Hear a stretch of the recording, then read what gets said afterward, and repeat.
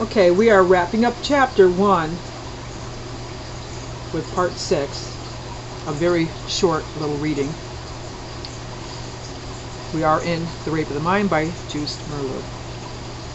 Time, fear, and continual pressure are known to create a mental hypnosis. The conscious part of the personality no longer takes part in the automatic confessions. The brainwashy lives in a trance, repeating the record grooved into his mind by somebody else. Fortunately, this too is known. As soon as the victim returns to normal circumstances, the panicky and hypnotic spell evaporates and he awakens into reality. This is what happened to Colonel Schwabel. True, he confessed to crimes he did not commit, but he repudiated his confession as soon as he was returned to a familiar environment. When, during the military inquiry into the Schwabel case, I was called upon to testify as an expert on menticide, I told the court of my deep conviction that nearly everybody subjected to the treatment meted out to Colonel Schwabel could be forced to write and sign a similar confession. Anyone in this room, for instance? The Colonel's attorney asked me, looking in turn at each of the officers sitting in judgment on this new and difficult case. And in good conscience, I could reply firmly, anyone in this room. It is now technically possible to bring the human mind into a condition of enslavement and submission. The Schwabel case and the cases of other prisoners of war are tragic examples of this, made even more tragic by our lack of understanding of the limits of heroism. We are just beginning to understand what these limits are and how they are used both politically and psychologically by the totalitarians. We have long since come to recognize the breast-beating confession and the public recantation as propaganda tricks. Now we are beginning to see ever more clearly how the totalitarians use menticide. Deliberately, openly, unashamedly, as part of their official policy as a means of consolidating and maintaining their power.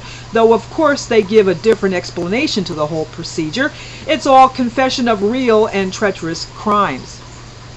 This brutal totalitarian technique has at least one virtue, however.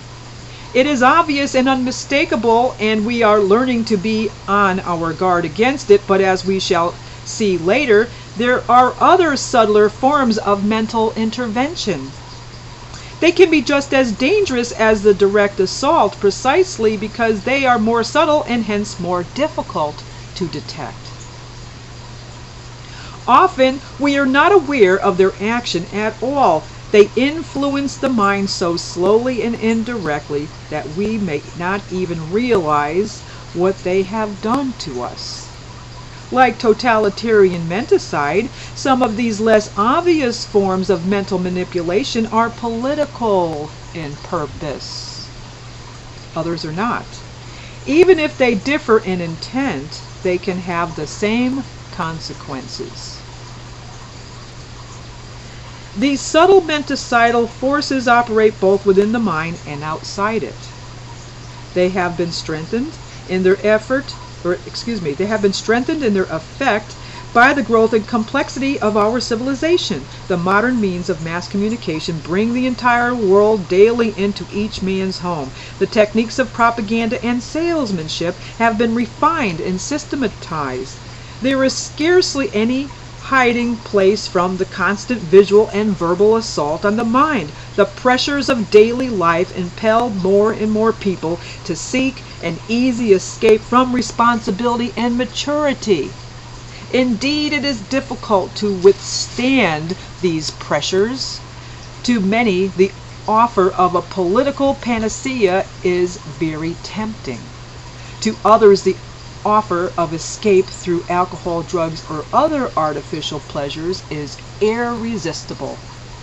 Free men in a free society must learn not only to recognize this stealthy attack on mental integrity and fight it, but must learn also what there is inside man's mind that makes him vulnerable to his attack. What it is that makes him, in many cases, actually long for a way out of the responsibilities that democracy and maturity place on him. And that's the end of chapter 1 to Rape of the Mind by Juice Merleau. As you can see, this is going to be an interesting ride. I think we're going to enjoy doing this book together. See you in chapter 2.